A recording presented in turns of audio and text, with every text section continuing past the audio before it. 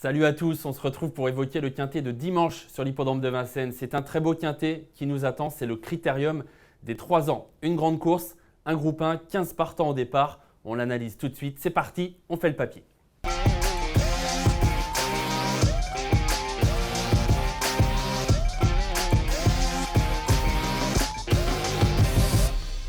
Allez, avant de faire le papier de ce groupe 1, de cette course prestigieuse, je vous rappelle que vous pouvez bien sûr vous abonner à notre chaîne YouTube et n'oubliez pas de liker nos vidéos.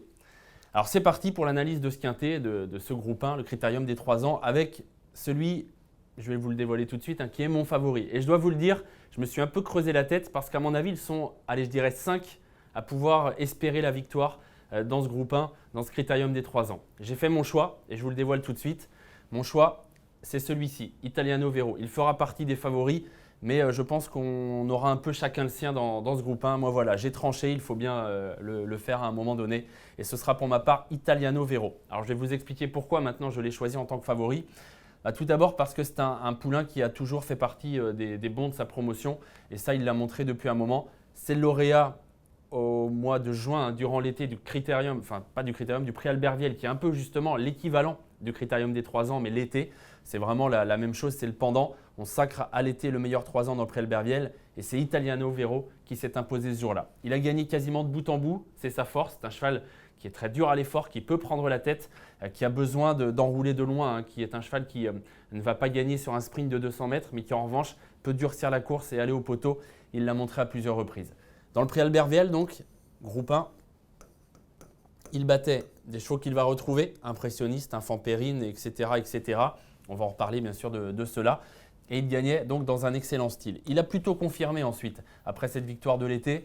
Voilà, il a fait des courses un peu de préparation, je dirais. Il est monté gentiment en condition en vue du meeting d'hiver parce que c'est un meeting important qui l'attend avec comme premier grand objectif ce Critérium des 3 ans. Et puis il y aura un autre groupe 1 le jour du prix d'Amérique qui sera intéressant pour lui.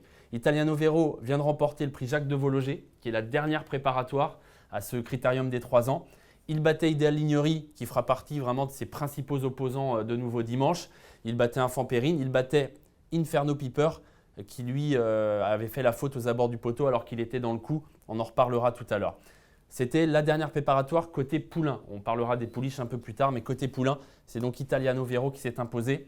Dans quel style? On va regarder ça ensemble, tout simplement. Italiano Vero, il est en tête. Vous voyez que les écarts sont conséquents parce que c'est un cheval qui avance, qui fait beaucoup de train et tout le monde n'est pas capable de suivre le rythme qu'il impose sur la grande piste de Vincennes.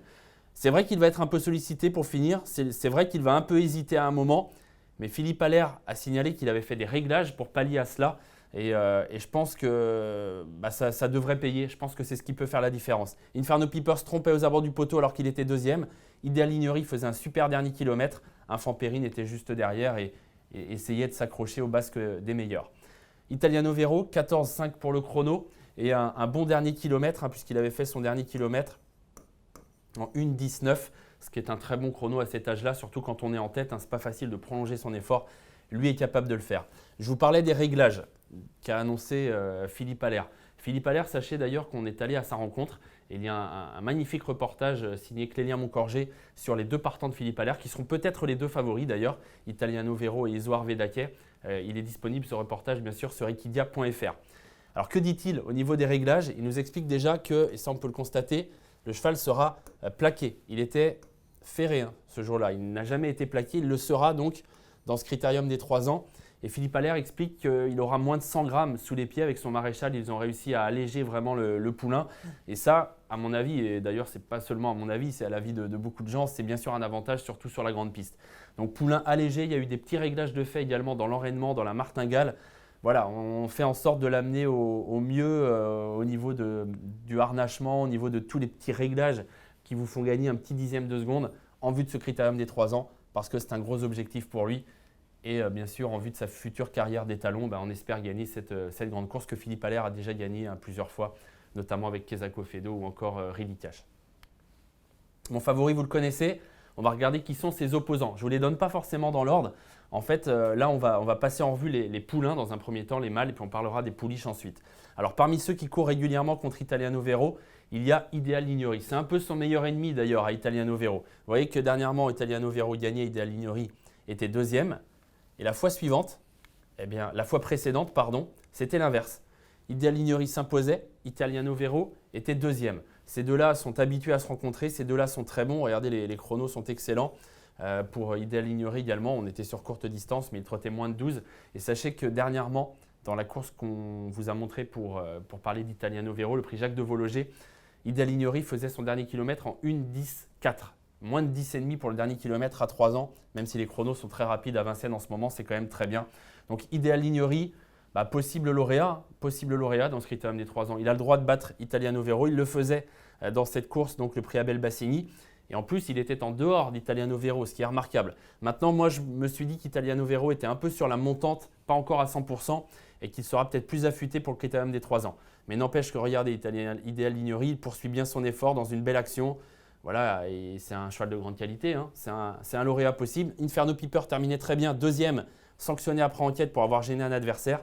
Et Italiano Vero, à mon avis, pas à 100%, terminait ce jour-là troisième. On poursuit avec Inferno Piper, qui est habitué lui aussi à ce genre de course. Il a couru souvent avec Italiano Vero, avec Ideal Lignery, et souvent il a été avec eux. Donc ça en fait, là encore, un possible gagnant. Pourquoi pas, hein. Ce ne sera pas le favori évidemment, mais franchement, il n'est pas très loin d'Ideal Lignery et d'Italiano Vero, donc vraie première chance. Maintenant, il a fait la faute dernièrement aux abords du poteau, donc il faudra bien sûr qu'il reste sage jusqu'au bout.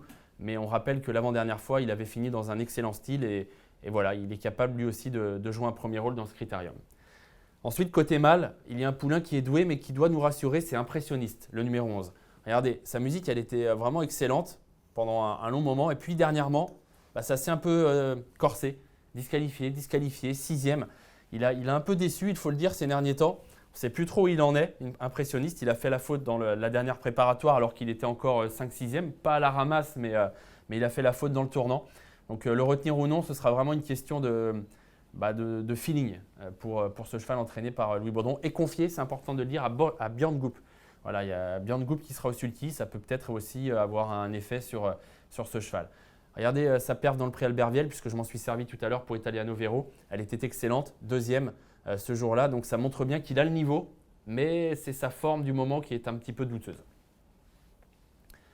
Ensuite, on va enchaîner avec les autres participants de ce quintet côté mâle. Et là, on change complètement de ligne. En fait, il est hors ligne, le cheval dont on va parler, c'est Izoard Vedake. Parce que lui, à l'inverse de tous ceux dont on a parlé, il ne court jamais les semi-classiques pour les poulains.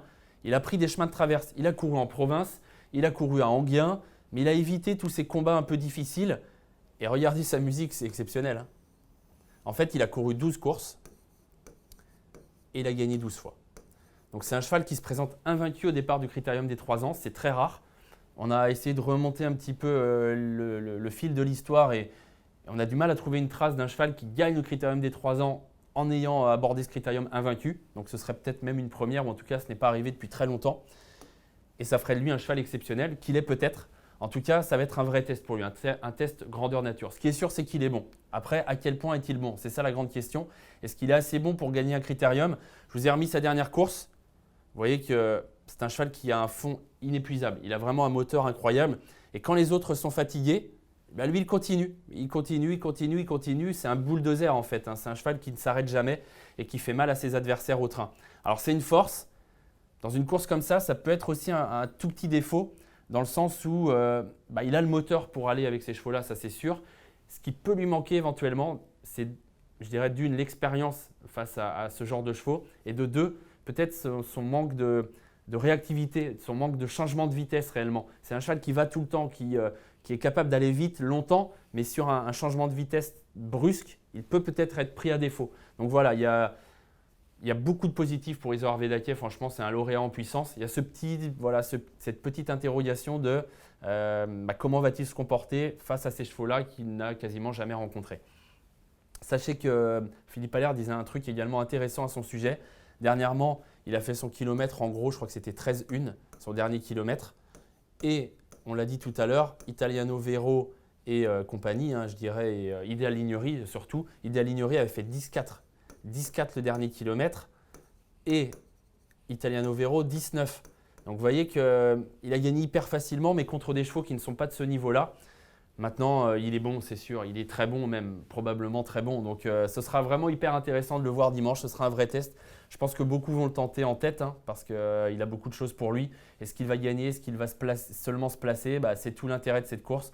On va peut-être assister à l'avènement d'un grand cheval, c'est tout à fait possible. Voilà donc pour les poulains. Et franchement, il y a du lourd hein, chez les poulains. Moi, j'aime beaucoup ces trois-là. Je pense que ce seront les trois des favoris de la course, c'est évident, mais ce sont des bases en béton avant le coup. Italiano Vero, Ideal Lignery, Zoar Vedakes sont incontournables. Ces trois-là peuvent espérer gagner. Inferno Piper n'est pas très loin d'eux, mais peut-être un tout petit cran en dessous. On le saura dimanche. En tout cas, voilà, on a des chevaux de grande qualité et trois bases, à mon avis, hyper solides dans ce critérium. On poursuit avec les pouliches et avec celle qui est de loin, à mon avis, la meilleure pouliche de sa génération. C'est Inoubliable, le numéro 14. Inoubliable, représentante de la Kazakh Victoria Dreams, qui vient de gagner très facilement. Elle est en tête hein, sur nos images. Elle bat Icône de Castel, qui va courir également le critérium. Elle bat I Love Me, elle aussi sera au départ du critérium dimanche. Mais regardez, elle gagne avec beaucoup de ressources. Elle était venue en tête ce jour-là à mi-parcours. Et ensuite, ça a été une petite promenade de santé pour elle qui, franchement, est la bonne pouliche de la génération. Maintenant, il y a un petit bémol, c'est qu'elle a couru 2 groupes 1 face au mâle. La première fois dans le critérium des jeunes, ça a été un très mauvais parcours pour elle puisqu'elle est venue, elle s'est fait contrer par Ideal Lignery, elle a fini très difficilement, à tel point même qu'elle n'a pas fini son parcours. Et la fois suivante, dans le prix Albert Viel, fort de cette expérience, Jean-Philippe Dubois a dû se dire « bon, cette fois, je la préserve ».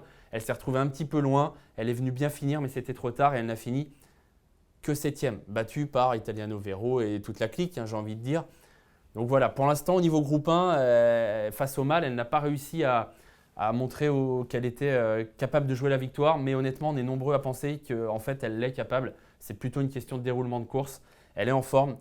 Si les mâles se tirent un peu la bourre, si devant, Zoar Vedakes, Italiano Vero, Inferno Piper, Impressionniste, Ideal Lignery font beaucoup d'efforts, et qu'elle attend, elle est capable, à mon avis, et c'est l'avis de beaucoup de gens, sur une pointe de venir gagner. Donc c'est la pouliche qui peut battre les mâles, c'est la seule. Avant le coup, les autres n'ont pas le niveau des bons mâles, mais elle est capable de les battre et ça nous fait notre 4e base. On part sur des favoris, c'est vrai, mais franchement, pour le coup, ce sont des bases très solides avant le coup et c'est quasiment impossible d'aller contre ça. On enchaîne, on va passer en revue un peu les autres partants, les autres partantes.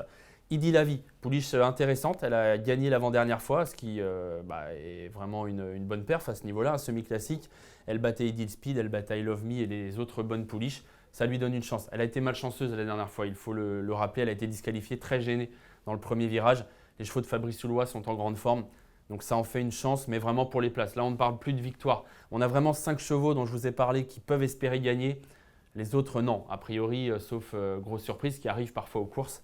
Mais sauf grosse surprise, les autres ne pourront pas gagner. Elle va essayer de se placer, Idi Lavi, et c'est possible. Idil Speed pose problème parce que le 27 novembre, dans le pré-Annick Dreux, elle a été déclarée non partante. NP, là, pour le coup, c'est pas non placé, c'est non partante. Et ça, c'est quand même un gros point d'interrogation. Son jeune entraîneur, François Bossuet, a expliqué qu'elle avait toussé, qu'elle était bien depuis au boulot, mais il n'empêche qu'elle n'a pas couru la dernière fois. Dans un groupe 1, c'est pas évident, hein. Ça peut jouer hein, évidemment, surtout qu'elle n'avait couru qu'une fois depuis le mois d'août. Donc elle est régulière, elle est bonne, elle est dure, elle est forte. Jean-Michel Bazir est au sulky. François-Pierre Bossuet a appelé Jean-Michel Bazir puisque Franck Nivard, son partenaire habituel, est retenu sur Ideal Lignery. Maintenant, voilà, il y a quand même cette histoire de contretemps. Vous voyez, elle a toussé juste avant la dernière course. Donc il y a un petit bémol dans sa candidature. Il faudra faire le choix tout à l'heure de la garder ou pas. Mais il y a du pour et du contre la concernant. On enchaîne avec I Love Me, pouliche là encore qui est habituée au semi-classique. Contre les pouliches, elle est souvent placée. Elle avait bien couru dans le prix de l'Étoile face au mâle. Elle a le droit encore une fois de se placer. Maintenant, je pense qu'elle est quand même un ton en dessous des meilleurs de la génération. En tout cas, elle est capable d'être entre, je dirais, la 3 et la 5e place. Mais mieux, c'est trop difficile a priori. Un Fanpérine, il est dans le même cas. Il peut se placer, c'est un amour de cheval. C'est un petit cheval. Vous partez à la corde, vous le placez où vous voulez, vous attendez que ça se passe. Et pour finir, il fait de son mieux, il est dans le coup. Voilà, c'est un petit cheval assez attachant qui peut, pourquoi pas, être 4-5e à une grosse cote. Ça peut être sympa si on déniche la grosse cote parce qu'il y a 4 chevaux un peu en béton, 4-5 chevaux en béton, donc il faudra essayer de dénicher. Vous savez comment ça, il y en a toujours un à l'arrivée, un cheval qui embête un peu tout le monde, une grosse cote, pourquoi pas un Fanpérine. Ensuite, on a Icône de Castel qui vient de terminer 2e d'Inoubliable dans le pré-Annick Dreux. Elle n'est pas toujours très limpide dans sa façon de trotter. On n'a pas l'impression qu'elle soit au mieux physiquement, qu'elle soit arrivée à maturité physiquement. Mais il n'empêche que sur sa classe, elle vient de terminer deuxième. Pourquoi pas? Pourquoi pas à l'arrivée, sans parler de victoire, je vous l'ai dit, hein, c'est trop dur pour la victoire pour ces chevaux-là. Mais pour être 4-5e, ce n'est pas impossible. Instadam n'est pas un mauvais cheval, il a gagné l'avant-dernière fois. Mais le niveau est plus relevé, ce ne sera pas facile. Ce sera dur pour I Want You, qui en plus reste sur des mauvaises performances. Là, je pense qu'on peut faire l'impasse. À mon avis, on peut faire la passe également sur le 2, Illusive Artist, parce qu'à ce niveau-là, c'est compliqué. Ikaku Desinti, ce n'est pas un mauvais cheval là encore, mais à ce niveau-là, c'est trop dur, je pense. Et puis voilà, on a fait le tour de la question avec des chevaux en béton, vraiment qui sont les 4 bases, les 4 plus riches. Quelques points d'interrogation. Un cheval incontournable, franchement, lui, on ne peut pas le sortir d'un quintet, c'est clair, et il peut même être tout près de la victoire, c'est Inferno Piper. Derrière, point d'interrogation, mais je l'ai gardé par sécurité, Ideal Speed. Infant Périne, le numéro 8, pour essayer de trouver la grosse cote à l'arrivée. Voilà, il faut essayer d'en trouver une. Idy la vie parce que sur son avant-dernière course, c'est quand même une pouliche qui a montré qu'elle avait un bon niveau. Sans parler de jouer un premier rôle, elle peut être 4-5. Puis par sécurité, impressionniste. Pourquoi j'élargis? Pourquoi je prends autant de chevaux? Vous me direz, ouais, il en prend 10 sur 15, c'est un peu facile. En fait, on peut en prendre autant parce qu'on a pris 4 bases. En prenant 4 bases, ça ne vous coûte pas très cher de rajouter des chevaux. Ça fait 2 € par cheval à taux plein, donc ce n'est pas excessif. Voilà, le tout, c'est que ces 4 bases-là soient à l'arrivée. Mais avant le coup, je vous l'ai dit, elles sont très solides. Donc ça nous permet de ratisser large et d'avoir 10 des 15 partants de ce critérium. Donc pour une somme qui n'est pas trop élevée, puisque vous le verrez, ça nous fait un quintet à 10 €. Donc voilà, on part là-dessus pour le critérium des 3 ans qui sera franchement une course passionnante à suivre. Un quintet de haut vol, de luxe. J'espère que vous avez pris du plaisir à étudier cette course. Je suis sûr que vous en prendrez en regardant cette épreuve dimanche, en direct bien sûr, comme d'habitude sur Equidia. Ce sera un quintet vraiment passionnant. À bientôt les amis et je vous souhaite bien sûr comme d'habitude, bon jeu à tous.